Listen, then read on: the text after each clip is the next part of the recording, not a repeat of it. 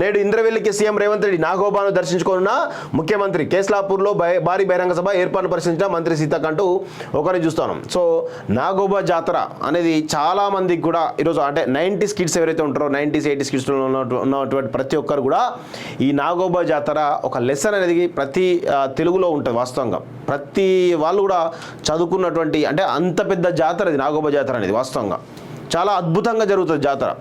So అలాంటి జాతరను మరి నాగోబాను దర్శించుకొని మరి రేవంత్ రెడ్డి అక్కడ ఎన్నికల శంఖారావాన్ని పూరించేటువంటి అవకాశం కనబడుతోంది. పార్లమెంట్ ఎన్నికల్లో భారీ సీట్ల లక్ష్యంగా ఆయన ఎన్నికల శంఖారావం పూరిస్తున్నట్టు మనకైతే క్లియర్గా తెలుస్తూ ఉంది. చూడండి, మరో 2 గ్యారంటీలు ఇంద్రవెల్లి వేదికగా సీఎం ప్రకటించే ఛాన్స్. 500కే గ్యాస్ సిలిండర్, 200 యూనిట్ల ఫ్రీ కరెంట్. ఈ 2 కూడా ఈరోజు జరిగేటువంటి ఇంద్రవెల్లి తెలంగాణ పునర్నిర్మాణ సభలో ఈ 2 కూడా ప్రకటించేటువంటి అవకాశం అయితే కనబడుతూ ఉంది.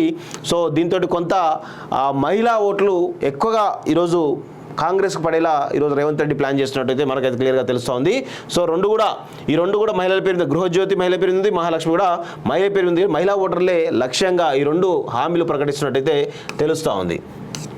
నేడు ఇంద్రవెల్లికి సీఎం రేవంత్ రెడ్డి నాగోబాను దర్శించుకోనున్న ముఖ్యమంత్రి కేస్లాపూర్లో భారీ బహిరంగ సభ ఏర్పాట్లు పరిశీలించిన మంత్రి సీతక్ అంటూ ఒకరిని చూస్తాను. సో నాగోబా జాతర అనేది చాలా మందికి కూడా ఈరోజు అంటే 90s కిడ్స్ ఎవరైతే ఉంటారో 90s 80s కిడ్స్లో ఉన్నటువంటి ప్రతి ఒక్కరు కూడా ఈ నాగోబా జాతర ఒక లెసన్ అనేది ప్రతి తెలుగులో ఉంటుంది. వాస్తవంగా ప్రతి వాళ్ళు కూడా చదువుకున్నటువంటి అంటే అంత పెద్ద జాతర ఇది నాగోబా జాతర అనేది వాస్తవంగా చాలా అద్భుతంగా జరుగుతుంది జాతర.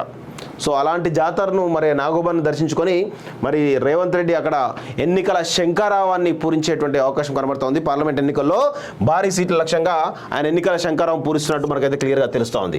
చూడండి, మరో 2 గ్యారంటీలు ఇంద్రవెల్లి వేదికగా సీఎం ప్రకటించే ఛాన్స్. 500కే గ్యాస్ సిలిండర్, 200 యూనిట్ల ఫ్రీ కరెంట్. ఈ 2 కూడా ఈరోజు జరిగేటువంటి ఇంద్రవెల్లి తెలంగాణ పునర్నిర్మాణ సభలో ఈ 2 కూడా ప్రకటించేటువంటి అవకాశం అయితే కనబడుతూ ఉంది.